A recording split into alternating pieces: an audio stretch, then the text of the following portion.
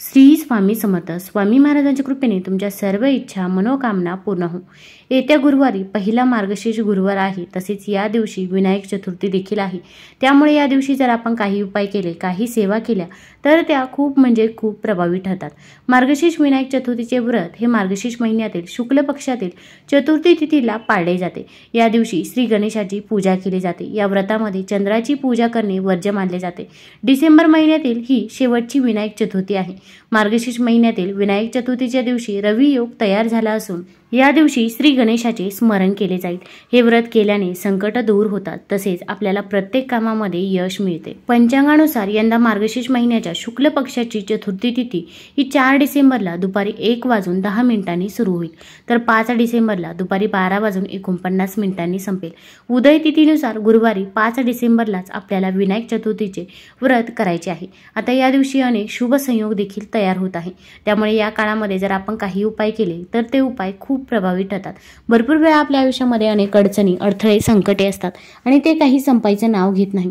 आता संकट येणारच नाही असं तर होणार नाही, पण आपण संकटाचा वेग मात्र नक्कीच कमी करू शकतो. तसेच आपण मेहनत तर घेत असतो, पण मेहनतीचे देखील आपल्याला पाहिजे तसे फळ हे मिळत नाही. मग आपल्या कष्टाला नशिबाची साथ मिळण्यासाठी, आपल्या आयुष्यातील दुःख, दारिद्र्य, गरिबी दूर होण्यासाठी, मुलांची प्रगती होण्यासाठी या दिवशी कोणते उपाय करावे व कोणत्या सेवा कराव्या हे जाणून घेण्यापूर्वी तुम्ही चॅनलमध्ये नवीन असाल तर चॅनलला लाईक करा व सबस्क्राईब देखील करा. कमेंटमध्ये श्री स्वामी समर्थ किंवा ओम नमो भगवते वासुदेवाय लिहायला विसरू नका. तर आता या विनायक चतुर्थीच्या दिवशी आपण सकाळी लवकरच उठायचं आहे. अगदी तुम्ही ब्रह्ममुहूर्तावरती उठले तरी पण चालेल. या दिवशी मार्गशीर्ष मधील पहिला गुरुवार देखील आहे. त्यामुळे भरपूर महिला या दिवशी व्रत देखील करत असतात. या दिवशी पवित्र तीर्थस्थानी स्नान करणे याला खूप महत्त्व आहे, पण आपल्याला अशा ठिकाणी जाणे शक्य होत नाही. म्हणून आपण घरीच अंघोळीच्या पाण्यामध्ये काही वस्तू टाकायच्या आहे. तर आपण अंघोळीच्या पाण्यामध्ये 2 थेंब गंगाजल टाकायचं आहे. गंगाजल नसेल तर अंघोळीच्या पाण्याकडे एकटक बघत राहावे, गंगा नदीचे स्मरण करावे आणि हर हर गंगे म्हणत आपण अंघोळ करावी. यामुळे आपल्याला गंगा नदीमध्ये स्नान केल्याचे पुण्यफळ हे प्राप्त होत असते. आता या दिवशी गुरुवार देखील आहे, त्यामुळे पाण्यामध्ये चिमूटभर हळद देखील टाकायची आहे. कारण की हळद ही भगवान विष्णू व माता लक्ष्मीला अत्यंत प्रिय आहे. तसेच हळद आपला गुरुग्रह देखील बळकट करत असते. तसेच या दिवशी विनायक चतुर्थी आहे, त्यामुळे आपण अंघोळीच्या पाण्यामध्ये 5 दुर्वा टाकायचे आहे किंवा 5 दुर्वा, जर शक्य नसेल तर 1 दुर्वा टाकली तरी पण चालेल. आता या 3 वस्तू टाकून आपण अंघोळ करायची आहे. आता अंघोळ करत असताना आपल्याला एका मंत्राचा जप करायचा आहे. अगदी तुम्ही या वस्तू टाकत असताना देखील हा मंत्र म्हटला तरी पण चालेल.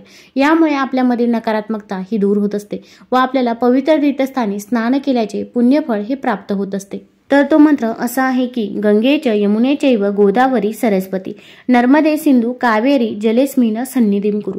अगदी घरामध्ये लहान बाळ असो किंवा वृद्ध व्यक्ती असो, प्रत्येकाच्या आंघोळीच्या पाण्यामध्ये आपण या वस्तू टाकायच्या आहे आणि या मंत्राचा जप करायचा आहे.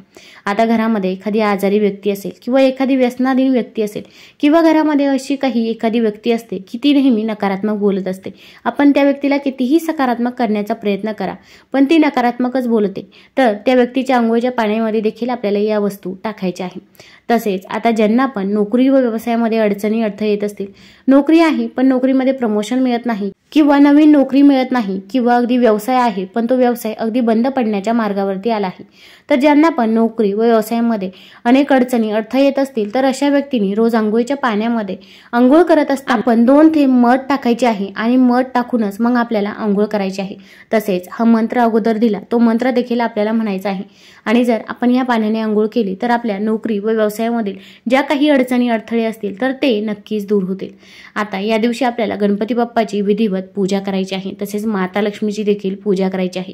बाप्पाला आपण अभिषेक करायचा आहे. अभिषेक अगोदर शुद्ध जलाने त्यानंतर पंचामृताने अभिषेक करायचा आहे. अभिषेक करत असताना ओम गण गणपतये नमः, ओम गण गणपतये नमः या मंत्राचा जप करत राहायचा आहे. आता अभिषेक करून झाल्यानंतर त्यामधील थोडंसं पाणी आपण ग्रहण करायचं आहे. आपल्या मुलांना देखील हे पाणी ग्रहण करायला द्यायचं आहे. यामुळे मुलांची अभ्यासामध्ये नोकरीमध्ये प्रगती होत असते. कारण गणपती बाप्पाला बुद्धीचे देवता असे म्हटले जाते. त्यामुळे आपल्या मुलांना ज्या काही अभ्यासामध्ये नोकरीमध्ये अडचणी अडथळे येत असतील तर त्यासाठी तुम्ही मुलांनाच बाप्पाचा अभिषेक करायचा करायला सांगावा। तसेच अभिषेक करून झाल्यानंतर बाप्पाला ज्या काही वस्तू प्रिय आहे त्या सर्व वस्तू तुम्ही त्यांना अर्पण करायच्या आहे। मग दुर्वाची जुडी असेल, तसेच जास्वंदीचं फूल असेल, गुळ खोबऱ्याचा नैवेद्य असेल, तर या सर्व वस्तू आपण बाप्पाला अर्पण करायच्या आहे। त्याचसोबत आपल्याला गणपती अथर्वशीचे पठण देखील करायचे आहे। आता अगदी आपल्या घरातील मुलांनाच ही सेवा करायला लावावी, यामुळे गणपती बाप्पाचा आशीर्वाद देखील मुलांना मिळत असतो। आता मुलं करण्यासाठी तयार नसतील तर तुम्ही ही सेवा करू शकता किंवा गणपती अथर्वशीत श्रवण केलं तरी पण चालेल। पण या दिवशी गणपती अथर्वशीत जर आपण पठण केलं किंवा श्रवण केलं तर बाप्पाचा आशीर्वाद हा आपल्यावरती राहत असतो व आपल्या घरावरती येणारी सर्व संकटे, अडचणी, अडथळे बाप्पा नक्कीच दूर करत असतात। आता या दिवशी आपल्याला एक उपाय करायचा आहे। आपल्याला गोमातेला एक वस्तू खाऊ घालायची आहे। आता ती वस्तू कोणती खाऊ घालायची हे जाणून घेण्या अगोदर कमेंटमध्ये गणपती बाप्पा मोरया जरूर लिहा। पृथ्वीवरील कोणत्याही भुकेल्या आणि तहानलेल्या प्राण्याला अन्न आणि पाणी देणे हे महान पुण्य कार्य आहे। मात्र गायीला खायला दिल्याने पुण्यासह इतर अनेक फायदे देखील होतात। आपल्या सर्वांना माहीत आहे की हिंदू धर्मात गायीला पूजनीय मातेचा दर्जा देण्यात आला आहे। मान्यतेनुसार गायीच्या पोटात 33 कोटी देवतांचा अधिवास आहे, ज्याचा सरळ अर्थ असा आहे की गायीला भाकरी देऊन तुम्ही 33 कोटी देवी देवतांनाही आहार देत आहात। गायीला भाकरी दिल्याने कुटुंबातील अनेक दुःख आणि वेदना दूर होतात आणि घरामध्ये सुख समृद्धी येत असते। आता आपण गायीला कोणती वस्तू खाऊ घालायची, तर आपण पहिल्यांदा एक ताट घ्यायचं आहे आणि थोडीशी मसूर डाळ घ्यायची आहे।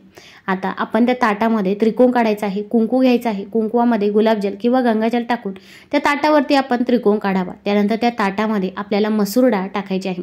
मसूर डाळ त्रिकोणाच्या बाहेर जाणार नाही याची आपल्याला काळजी घ्यायची आहे। त्यानंतर आपल्याला ऋणमुक्ती गणेश स्तोत्र एक वेळा पठण करायचं आहे। तसेच आपण गणपती अथर्वशीत देखील एक वेळा पठण करायचं आहे। अगदी तुम्हाला हे पठण करणे शक्य होत नसेल तर तुम्ही मोबाईलवरती देखील ऐकू शकता, श्रवण केलं तरी पण चालेल। पण आपल्याला या 2 सेवा करायच्या आहे। त्यानंतर हे ताट आपल्याला देवघरामध्ये देवापुढे तसंच ठेवायचं आहे। ते करण्याच्या अगोदर देवापुढे आपण एक शुद्ध तुपाचा किंवा तिळाच्या तेलाचा, मोहरीच्या तेलाचा दिवा प्रज्वलित करायचा आहे। आता आपली सेवा करून झाल्यानंतर तुमची जी काही इच्छा आहे, मनोकामना आहे, ती बाप्पाला सांगायची आहे। मग कठीणातली कठीण कोणतीही इच्छा असो। घरामध्ये पैसा येतो पण तो पैसा स्थिर राहत नाही, कुठेतरी वायफळ खर्च होऊन जातो किंवा मेहनत घेऊन देखील आपल्याला पाहिजे तसा पैसा मिळत नाही, मोबदला मिळत नाही आणि आपल्यावरती कर्ज जर असेल तर आपण नाराज होत असतो। आपण मेहनत तर घेतो पण फळ काही मिळत नाही। तसेच मुलांची देखील घरामध्ये प्रगती होत नसते। तरी जे काही आहे ते मनापासून आणि श्रद्धेने बाप्पाला सांगायचं आहे। त्यानंतर हे ताट आपल्याला दिवसभर तिथेच राहून द्यायचं आहे। अगदी रात्रभर देखील हे ताट तिथेच ठेवावं किंवा अगदी तुम्ही सकाळी जर उपाय केला असेल तर संध्याकाळी हे ताट आपण तिथून उचलू शकता किंवा संध्याकाळी उपाय केला असेल तर दुसऱ्या दिवशी सकाळी हे ताट तिथून उचलायचं आहे आणि जवळपास असणाऱ्या गोमातेजवळ जायचं आहे। जिथे पण गोशाळा असेल किंवा गोमाता असेल तर तिथे जायचं आहे। गोमातेला आपण ही मसूर डाळ खाऊ घालायची आहे। आता गोमाता तशी मसूर डाळ खाणार नाही, त्यासाठी आपण एक चपाती बनवायची आहे। चपातीवरती थोडासा गूळ पसरवायचा आहे, तसेच त्यामध्ये चिमूटभर हळद देखील टाकावी, थोडंसं शुद्ध तूप टाकायचं आहे आणि त्यामध्ये आपण ही मसूर डाळ टाकायची आहे। आता याचा रोल बनवायचा आहे आणि ही चपाती गोमातेला खाऊ घालायची आहे। गोमातेला जर तुमचा हात चाटला तर तुमचं दुर्भाग्य दूर होऊन तुम्हाला सौभाग्य प्राप्त होतं आणि जर असे करणे शक्य नसेल तर गोमातेला लांबून चपाती देऊ शकता। गोमातेच्या पायावरती पाणी घालावं, गोमातेला हळदी कुंकू लावावं, त्यानंतर गोमातेला 3 प्रदक्षिणा कराव्या। प्रदक्षिणा करत असताना ओम नमो भगवते वासुदेवाय या मंत्राचा जप करायचा आहे। त्यानंतर आपण गोमातेचं दर्शन घ्यायचं आहे। त्यानंतर गोमातेच्या आपण डोळ्यामध्ये बघायचं आहे आणि आपली इच्छा मनोकामना सांगायची आहे। या उपायामुळे आपली इच्छा लवकरात लवकर पूर्ण होते अशी मान्यता आहे। आता गोमातेचं दर्शन घेतल्यानंतर सेवा केल्यानंतर आपण डायरेक्ट घरी यायचं आहे। मध्ये कुठे थांबलो तर आपण जो काही उपाय केला, जी काही सेवा केली तर ती सेवा ही फलदायी ठरत नाही। अगदी मनापासून आणि श्रद्धेने ही सेवा करा, तुम्हाला त्याचा फरक हा नक्कीच दिसेल। फक्त मासिक धर्म असेल किंवा सुतक असेल तर या काळामध्ये आपल्याला हा उपाय ही सेवा करता येणार नाही। तुम्हाला जर हा व्हिडिओ आवडला असेल तर चॅनलला लाईक करा, सबस्क्राईब करा। धन्यवाद।